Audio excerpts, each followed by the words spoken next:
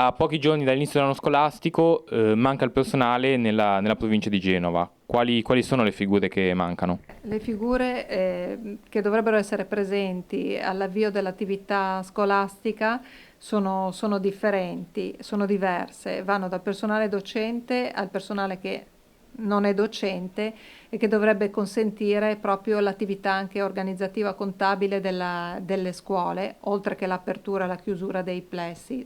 Inoltre c'è anche una difficoltà nel reperire gli stessi insegnanti che non sempre nella nostra provincia, ma proprio nella realtà anche proprio del nord Italia, ultimamente stanno scarseggiando.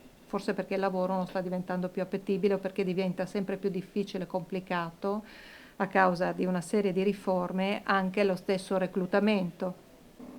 L'altro grande problema nella nostra provincia è la mancata presenza dei vecchi segretari delle scuole, dei DSGA, e anche questo è l'effetto di un concorso che si è prolungato notevolmente a livello nazionale. È notizia di pochi giorni fa che è stata bloccata la nomina del direttore regionale della pubblica istruzione. Cosa può comportare questo?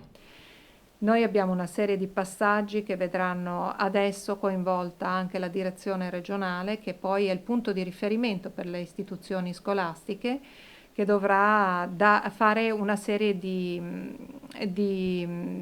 decreti per consentire alle scuole di funzionare in tutto e per tutto.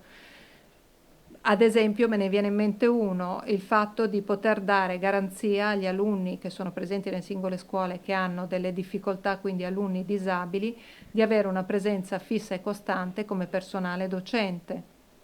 Questo però, come richiesta, avviene normalmente da parte di tutte le scuole, è una di quelle richieste che deve essere espletata attraverso un decreto del direttore regionale con delle deroghe sul sostegno.